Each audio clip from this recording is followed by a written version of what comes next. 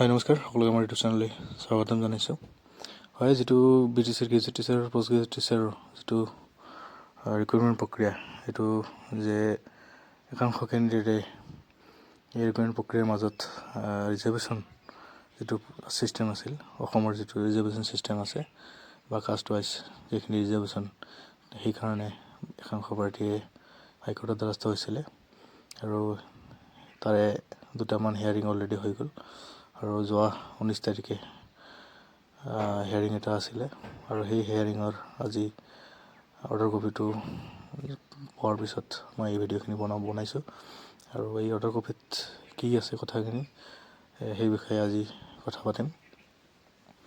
হয়, যিহেতু দুটা হিয়াৰিং হৈ গ'ল আৰু তাতে হিয়াৰিঙত নেক্সট হিয়াৰিঙত তেখেতসকলে বা হাইকোৰ্টৰ ফালৰ পৰা এটা এফিডেভিট বা বিচৰা হৈছিলে যে BTC ৰিক্ৰুইটমেণ্ট প্ৰক্ৰিয়া অনগয়িং প্ৰক্ৰিয়াটো চলি আছে, এই প্ৰক্ৰিয়াখিনিত মাজত ৰিজাৰ্ভেশ্যন ছিষ্টেমটো কেনেকুৱা কি আছে বা কেনেকুৱা ধৰণৰ হ'ব, ৰিজাৰ্ভেশ্যন ছিষ্টেম থাকিবনে নাই, সেইখিনিৰ ওপৰত হাইকোৰ্টৰ ফালৰ পৰা এফিডেভিট বিচৰা হৈছিলে আৰু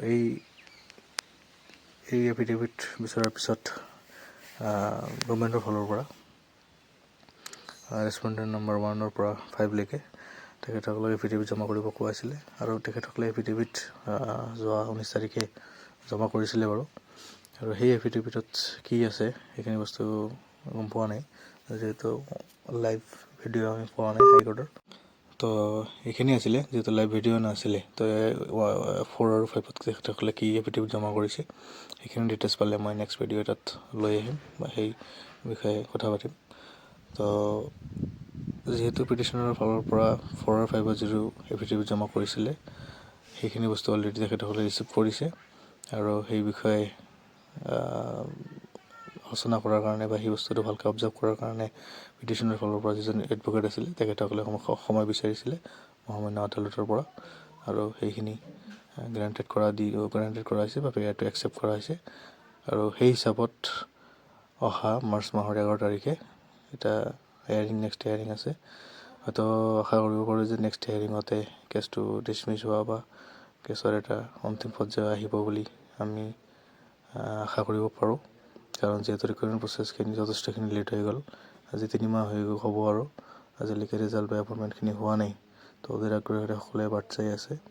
তো আমি ভাবোঁ যে সকলোখিনি প্ৰক্ৰিয়া একদম ট্ৰেন্সপাৰেণ্ট হ'ব লাগে আৰু ধুনীয়াকৈ গোটেইখিনি প্ৰক্ৰিয়া হৈ ৰিক্ৰুইটমেণ্টখিনি সম্পূৰ্ণ কৰিব লাগে BTC গভৰ্ণমেণ্টে, যিহেতু অসমতো ৰিজাল্টটো পাব্লিছ কৰিব আৰু তো অসমৰ বহুত আগতে যিহেতু পৰীক্ষা হৈছিল, অনুষ্ঠিত কৰিছিলে, সেই হিচাপত এপইণ্টমেণ্টখিনি আগতে হ'ব লাগে। এইখিনি আছিল যে এপইণ্টমেণ্ট প্ৰক্ৰিয়া বা ৰিজাল্টখিনি অতি সোনকালে হ'ব লাগে আৰু কেছটো যিমান সোনকালে পাৰে ডিছমিছ হ'ব লাগে। খুব আশাবাদী যে 11 তাৰিখে কেছটো যিমান সম্ভৱ ডিছমিছ হ'ব চান্স আছে। তো আজিৰ ভিডিঅ' এইখিনি আছিলে। Thank U.